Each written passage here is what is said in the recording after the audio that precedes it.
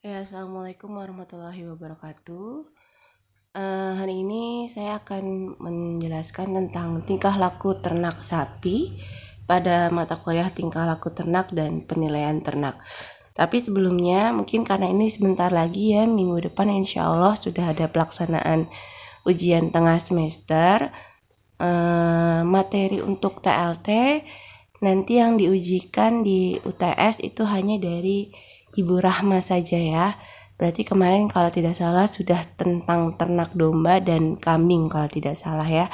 Nah, saya nanti yang sapi ini masuknya ke UAS saja karena tanggung saya rasa ya kalau ikut UTS sapinya juga mungkin nanti masih nyambung setelah UTS. Jadi saya gabung saja nanti di UAS seperti itu. Oke. Nah, ini materi yang sudah saya berikan kemarin. Jadi tingkah laku hewan gitu ya, tingkah laku ternak itu kenapa sih dulu awalnya ada gitu ya ilmu untuk mempelajari tingkah laku hewan ini. Nah, kaitannya ya orang-orang terdahulu ini mau belajar tentang tingkah laku hewan tujuannya supaya bisa menjinakkan ya, menjinakkan si hewan yang ingin diternak ya. Jadi kan pada dasarnya ternak itu ya, hewan ternak sekarang ini ya sapi, ya domba gitu ya. Ya ayam, asal mulanya kan adalah hewan liar tadinya ya, yang hidup di alam bebas.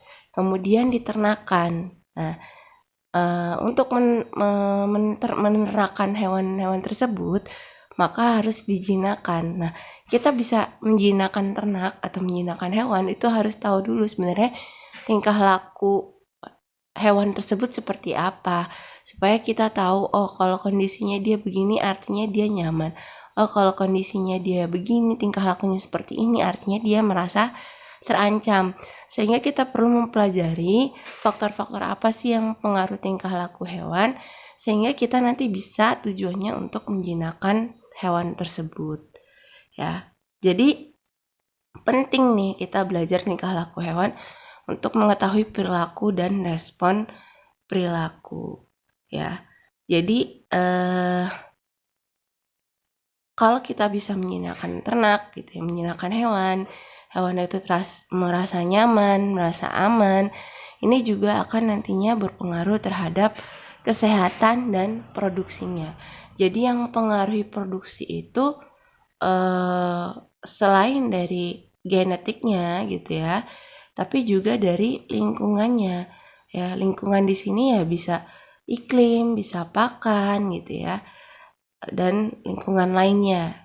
Ya, jadi ini sangat mempengaruhi fisiologi dari si ternak itu sendiri. Kalau ternak itu nyaman, fisiologinya akan berjalan ya dengan baik itu sistem pencernaannya, entah itu siklus reproduksinya gitu ya, itu bisa berjalan dengan baik. Tapi kalau misalnya dia ternaknya stres ya karena tidak didukung dengan lingkungan yang baik, itu bisa mempengaruhi fungsi-fungsi dari organ-organ tersebut yang mana akhirnya berdampak pada produksinya yang menurun. Jadi kita juga penting nih belajar untuk mengetahui tingkah laku hewan. Nah, sebelum kita tahu sebenarnya tingkah laku ternak itu normal atau tidak normal gitu ya, kita bisa menentukan, wah ini tidak normal nih, wah ini normal ya. Kita kan berarti harus tahu yang normal dulu itu seperti apa gitu ya. Jadi tingkah laku normal di sini saya bagi gitu ya, ada perilaku dasar seperti ketika dia makan, ketika dia minum, tidur, istirahat, kemudian ada aktivitas seksualnya gitu ya, kemudian eksplorasi untuk memenuhi kebutuhan, memberi rasa nyaman dan aman. Jadi kita harus tahu nih tingkah laku normal ternak atau hewan tersebut tuh saat makan sih sebenarnya seperti apa, saat minum seperti apa. Jadi kita tahu bisa menyesuaikan kondisi nanti mungkin dengan kandang ya, karena kita tujuannya menernakan supaya si ternak tersebut bisa makan dengan baik, bisa minum dengan baik gitu ya, bisa istirahat tidur dengan baik gitu. Nah, jika tidak terpenuhi, ya artinya kondisi-kondisi yang bisa mendorong tingkah laku hewan itu untuk normal, itu maka akan mempengaruhi kinerja dan produktivitas, ya.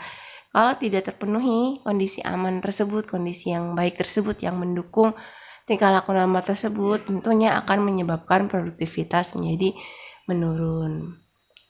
Nah, kondisi yang menghambat perilaku dasar itu menyebabkan sapi melakukan respon perilaku. Jadi kalau misalnya ada kondisi yang tadi tidak mendukung dia untuk melakukan tingkah laku yang senormalnya, sewajarnya, ini ada respon perilaku ya. Dari kita nih ngomongin sapi ya, dari si sapi tersebut untuk melakukan perilaku-perilaku yang tidak sewajarnya. Itu responnya ketika ada kondisi yang menghambat gitu ya untuk melakukan tingkah laku yang normal. Nah, ini contoh ya. Ketika sapi itu lapar ya, artinya ketersediaan pakan ini terbatas. Jadi mungkin pakannya sudah habis tapi sapinya masih lapar. Nah, ini tanda-tandanya, perilakunya biasanya itu si sapi sering memainkan lidah ya.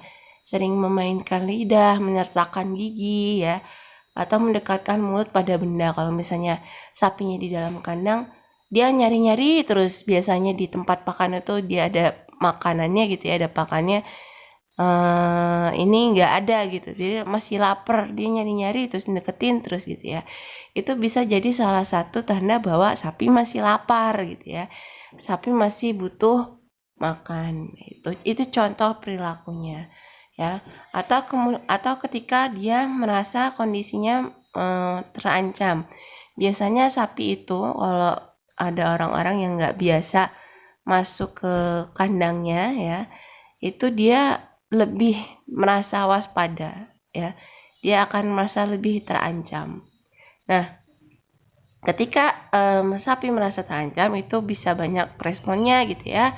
Dia tidak tenang, bisa selalu bergerak mondar-mandir gitu ya. Kelihatan sekali dia gelisah, atau ya kalau misalnya didekati dia akan bisa nendang ya. Itu contoh ketika ternak sapi merasa terancam ya. Di kandang tuh menendang atau menggibas-gibaskan ekor ke tiang berkali-kali ya. Jadi itu ternak merasa terancam. Kemudian pedet. Nah, ini untuk tingkah laku pedet ya.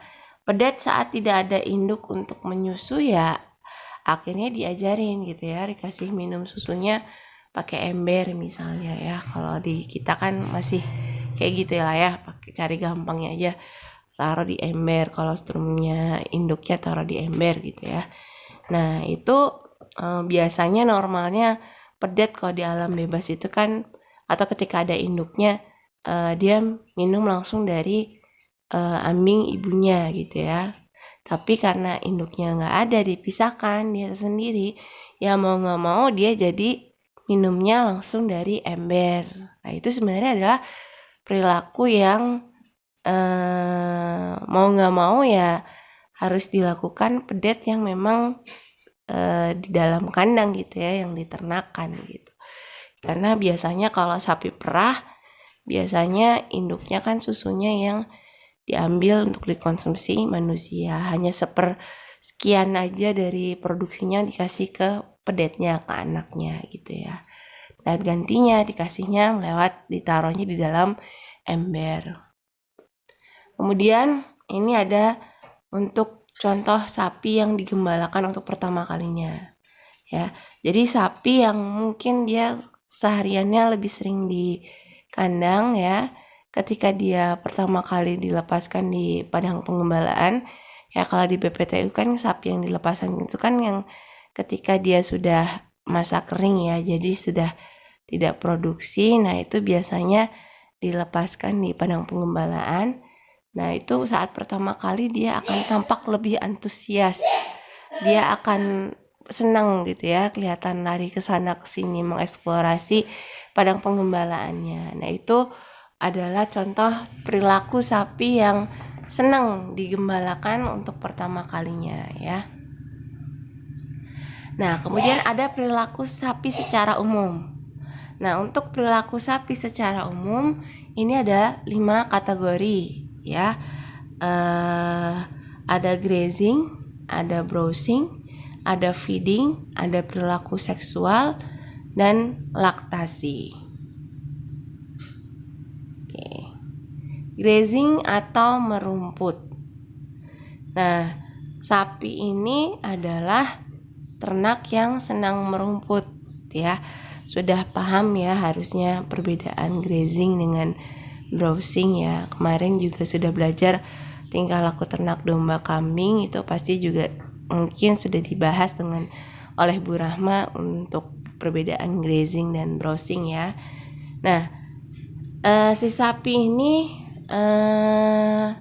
kalau dia di padang pengembalaan ya, di padang rumput, ketika dia grazing ini hidung akan selalu dekat tanah, jadi dia menunduk ya, dia akan menunduk, itu grazing, dia merumput. Kalau browsing kan dia senangnya meramban, itu contohnya ternak kambing, dia jadi sukanya menengadah ke atas kepalanya, itu browsing ya. Kalau grazing ya dia merumput, jadi menunduk dia. Kemudian caranya ngambilnya rumput dibelit dengan lidahnya. Jadi cara ngambilnya si rumput itu ditarik pakai lidah, dibelit gitu ya. Rumputnya dibelit dengan lidah, ditarik, terus dibantu dipotong dengan gigi ya. Dan dibantu dengan hentakan kepala. Kepalanya narik kayak gitu ya. Itu pada saat sapi sedang merumput. Nah, sikapnya gimana? Berdiri ya. Kalau untuk sapi yang dewasa biasanya dia berdiri merumputnya. Kemudian rumput itu bisa diambil paling pendek kurang lebih 1,25 cm. Kalau untuk pedet, nah pedet ini kadang-kadang kalau dia dilepaskan di padang penggembalaan, pada saat merumput senangnya sambil berbaring, kadang berbaring gitu ya. Kadang sesekali berbaring sambil merumput. Siklus merumputnya bagaimana? 4-5 periode merumput dalam 24 jam. Itu paling lama ya, satu periode itu ketika dia merumput itu pada saat fajar dan senja. Hal ini karena pengaruh dari suhu ya dan sinar matahari ya. Karena ini kan di padang pengembalaan ya merumputnya ya. Kalau di kandang kan pakannya rumputnya sudah dipotongin sama peternak, taruh di tempat pakan ya. Tapi kalau di padang pengembalaan sapinya sendiri yang milih rumputnya, dia merumput gitu ya.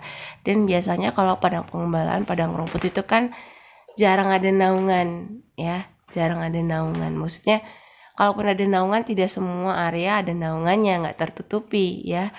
Nah itu kalau lagi panas, lagi apa akan mempengaruhi lamanya periode merumput. Nah, ketika fajar sama senja itu adalah periode merumput paling lama karena suhunya paling baik gitu ya. Cahaya matahari, sinar matahari belum terlalu menyengat dibanding ketika siang hari. Makanya paling lama itu biasanya fajar dan senja waktunya. Ya, bisa juga berlangsung malam hari ya.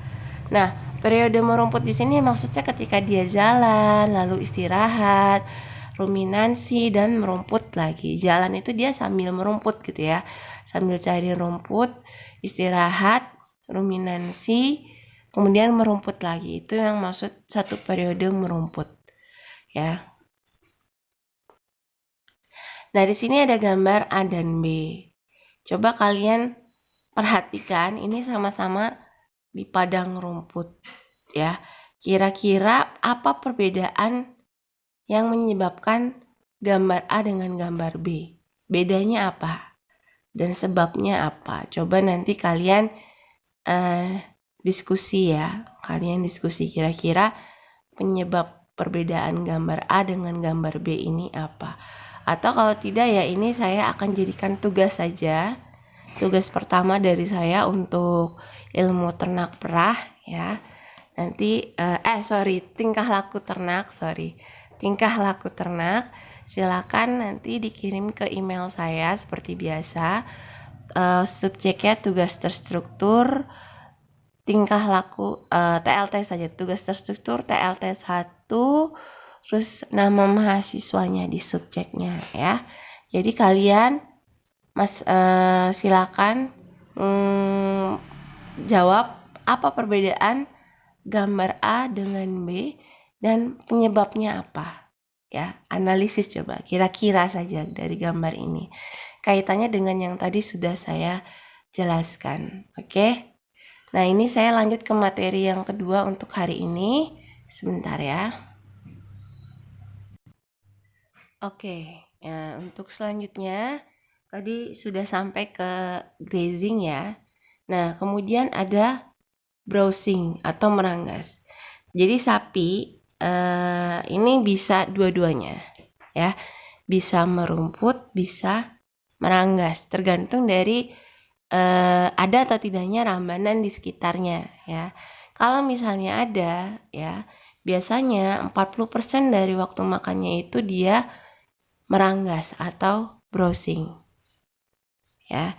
Jadi dia bisa merumput, bisa meranggas atau browsing ya. Kambing ya sebenarnya juga bisa saja mungkin merumput gitu ya, tapi kambing itu ternak yang memang pada dasarnya waktu asalnya itu kan dari daerah pegunungan. Kambing itu kan biasanya di dataran-dataran tinggi. Dia lebih menyukai tempat-tempat yang tinggi ya. Kadang kalau di kandang aja dia sukanya ya naik-naik gitu ya. Sukanya dia di tempat yang tinggi karena secara alami memang instingnya dia seperti itu gitu ya. Nah, untuk si sapi dia juga bisa browsing. Jadi sekitar 40% dari waktu makannya dipakai untuk browsing. Nah, browsing di sini tujuannya dia untuk memilih tanaman yang nilai gizinya tinggi karena kita tahu rambanan gitu ya. Kayak contohnya leguminosa itu kan juga termasuknya tanaman-tanaman yang rambanan gitu ya, bukan rumput ya. Nah, itu dia kan tinggi akan protein. Nah, jadi browsing ini memang tujuannya untuk mendapatkan tanaman yang nilai gizinya tinggi, proteinnya baik gitu ya. Kemudian dia itu makan bagian dari semak atau pohon ya. Nah, ini feeding atau makan prosesnya ya. Jadi proses makan si ternak ini ketika di dalam kandang karena makannya itu diatur, diambil gitu ya sama peternak, dikontrol sama peternak, maka dia itu juga makan konsentrat, nggak cuman rumput aja ya. Jadi dia selain rumput bisa rumput segar ya, bisa juga mungkin jerami-jeramian gitu ya, limbah pertanian, jerami padi misalnya, itu untuk sapi potong ya. Kalau untuk sapi perah dia lebih baik rumput yang segar gitu, maksudnya bukan dari jerami-jeramian gitu ya, hijauan rumput ya. Kemudian dibantu dengan konsentrat. Setelah makan rumput, sapi ini melakukan ruminansi. Nah, ruminansi itu gimana? Ciri-cirinya sapi itu ketika ruminansi itu dia biasanya sambil rebahan ya. Sambil rebahan, kalau kalian lihat ada sapi habis makan, habis itu dia rebahan, terus kalian lihat mulutnya kok ngunyah terus ya, nggak berhenti-berhenti, itu dia sebenarnya lagi ruminansi ya. Jadi dia memuntahkan kembali, istilahnya regurgitasi, memuntahkan kembali hijauan atau pakan yang tadi dia makan, yang sudah masuk nih, dia telan, yang masih kasar ini disaring ya. Di retikulum itu kan perutnya jala ya, kayak jala ya, kayak sarang lebah gitu ya, kayak jala. Itu untuk menyaring partikel-partikel pakan yang masih besar, yang masih kasar, yang masih belum halus. terus dibentuk jadi bolus-bolus karena bentuknya kan jala tuh ya, dindingnya retikulum. Kemudian dikeluarin lagi yang masih kasar itu untuk kemudian dikunyah kembali atau istilahnya remastikasi. Nah, dikunyah kembali sampai halus, sudah halus, kemudian dia telan kembali. Ya. Nah, ini proses tadi ketika regurgitasi, kunyah lagi, ditelan lagi, itu namanya ruminansi. Ya, makanya disebutnya ternak ruminansia itu dia melakukan ruminansi istilahnya. Ya. Kemudian ada perilaku minum. Nah, kalau minum ini bisa dipengaruhi oleh dua faktor ya. Karena sapinya memang merasa haus atau karena dia memang lihat air ya udahlah pengen minum aja gitu ya. Nah, jumlah air yang diminum itu dipengaruhi oleh banyak faktor. Temperatur. Kalau semakin panas dia akan semakin banyak minum biasanya. Ya. Kemudian kondisi makanan, ketika makanannya itu kadar airnya kurang atau sedikit, artinya kering gitu ya, bahan pakannya lebih kering, itu biasanya dia akan lebih banyak minum air. Kemudian kebuntingan. Nah, ini biasanya semakin besar ya, kebuntingannya semakin besar karena janin gitu ya, di dalam rahimnya ini membesar, menekan saluran pencernaan. Nah, ini tentunya akan mempengaruhi baik itu konsumsi pakan maupun konsumsi minum biasanya. Karena tertekan gitu ya, sehingga biasanya sapi kalau udah umur kebuntingannya besar, tua gitu ya, sudah mendekati kelahiran, itu konsumsinya malah dia kurang biasanya. Makanya kebutuhan energinya itu harus dicukupi, dipenuhi benar-benar bahkan ketika dia sebelum bunting ya. Makanya kemarin kalau sudah belajar, ini semester berapa ya, saya suka ketukar, tinggal aku ternak 4 ya. Semester 4 itu seharusnya sudah belajar ini ya, kemarin ilmu ternak perah, sudah belum ya? Saya lupa. Ini semester 4 ya, ilmu ternak perah ya, atau belum? Yang penilaian itu kan ada BCS. Nah, itu kan ada skor-skor tertentu untuk misalnya sapi perah ketika dia lagi masa kering harusnya berapa, masa kebuntingan harusnya berapa. Nah, itu ada standar-standarnya ya. Karena nanti akan mempengaruhi sih ketika dia sedang bunting, ada buntingnya semakin tua, itu pasti konsumsinya akan berkurang gitu ya. Kemudian faktor jumlah air yang diminum itu juga dipengaruhi oleh bangsa ternak ya. Biasanya sapi yang berukuran besar ya, tubuhnya berukuran besar, itu biasanya memiliki kemampuan untuk makan dan minum lebih banyak biasanya ya. Kemudian tingkat laktasi. Nah, ini ketika dia lagi laktasi artinya berarti ketika memproduksi susu. Kalau produksi susunya tinggi, biasanya dia minum butuh airnya juga banyak. Ya.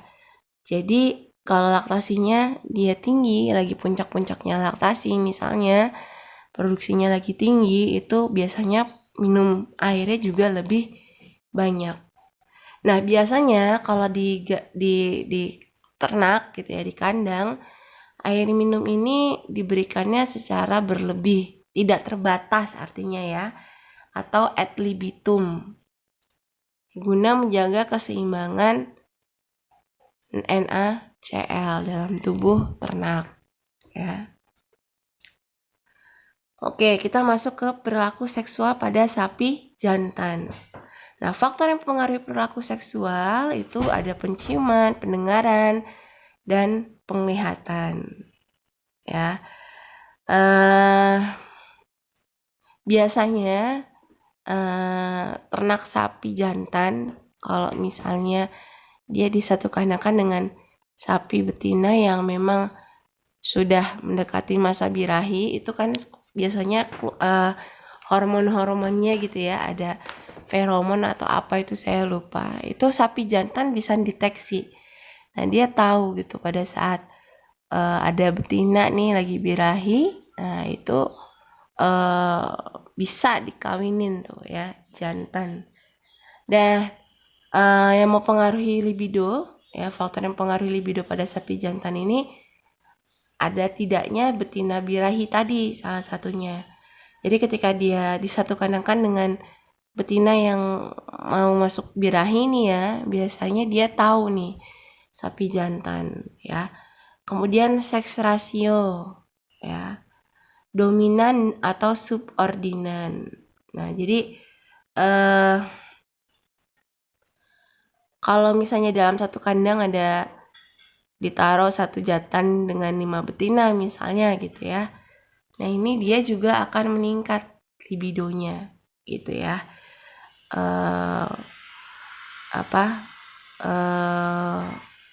Perilaku seksualnya ini akan terlihat gitu ya. Bahkan kadang orang aja cewek gitu ya. Saya dulu kuliah ada temen saya lagi praktek kita di kandang, bersihin kandang sapi ya. Dia kebagian yang deket ada pejantannya. Dinaikin dia sama sapi pejantan. Mungkin itu perilaku ternak sapi jantan ketika dia lagi birahi ya. Salah satunya itu dia suka naik-naik gitu ya. Entah naik ke tembok, entah naik ke mana gitu ya. Nah, itu bahkan teman saya aja dinaikin gitu. Nah, itu salah satu ciri sapi yang lagi birahi gitu ya. Nah, untuk faktor yang menurunkan libido tuh banyak. Ada mungkin karena stres gitu ya, gangguan psikologis, mungkin dia sakit atau nutrisinya kurang gitu ya. Serta perubahan iklim ini juga bisa mempengaruhi tingkat libido pada sapi jantan. Nah, ini ya. Jadi sapi jantan tuh biasanya kalau ketemu betina gampang gitu untuk birahinya ya. Karena kalau jantan itu siap setiap saat gitu ya. Istilahnya kalau untuk jantan. Jadi bisa birahi kapan saja. Tapi kalau untuk betina itu enggak, karena tergantung dia masa ovulasinya gitu ya, masa birahinya. Itu ada waktu-waktu tertentunya. Sedangkan kalau jantan itu rata-rata dia bisa kapan aja birahinya ya. Asal ketemu betina bisa aja dia birahi gitu ya. Nah, sedangkan untuk pada betina ya tadi kan saya bilang saat-saat tertentu saja. Jadi untuk betina ini kalau misalnya untuk yang reproduksi gitu ya, ingin pembibitan, yang perlu diperhatikan tuh biasanya waktu birahi pada betina. Dan ada ciri-cirinya yang bisa kita perhatikan gitu ya untuk sapi betina yang estrus atau birahi ya. Biasanya dia sangat reaktif, jadi gelisah ya, reaktif. Jadi ada ini sedikit dia responnya sangat sangat berlebih gitu ya, kayak waspada atau bagaimana, intinya dia gelisah lah ya. Kemudian nafsu makannya turun ya, produksi susu juga turun. Nah, ini tidak tenang atau gelisah tadi ya, ingin dinaiki dan menaiki, sering melenguh ya, berisik ya, mo baik ya. Pada kambing domba juga sepertinya sama gitu ya, meh baik, berisik gitu ya. Kemudian sering mengibaskan ekor, frekuensi urinasi meningkat, artinya dia sering buang air kecil gitu ya. Kemudian kalau dari vulvanya itu kelihatan ya, dari vaginanya itu keluar lendir ya. Lendirnya ini biasanya bening, transparan ya. Vulvanya tampak membengkak dan merah, abang, anget ya. Merah terus anget gitu. Nah, itu ciri-ciri sapi yang lagi estrus, sapi betina yang lagi estrus. Nah, ini ya. Ini gambar-gambar nih tadi vulvanya keluar lendir, transparan gitu ya. Itu ciri-ciri sapi betina yang lagi estrus. Nah, itu sebenarnya adalah waktu yang tepat untuk dilakukan perkawinan, baik secara alami maupun inseminasi buatan. Ya. Oke. Saya rasa cukup untuk materi hari ini sebelum UTS. Nanti ada lanjutannya lagi. Kalau tidak salah masih tentang tingkah laku ternak sapi. Dan nanti dilanjutkan untuk tingkah laku babi. Jadi dengan saya yaitu tingkah laku ternak sapi dan babi. Oke, sekian. Kalau ada salah-salah kata mohon maaf. Wassalamualaikum warahmatullahi wabarakatuh.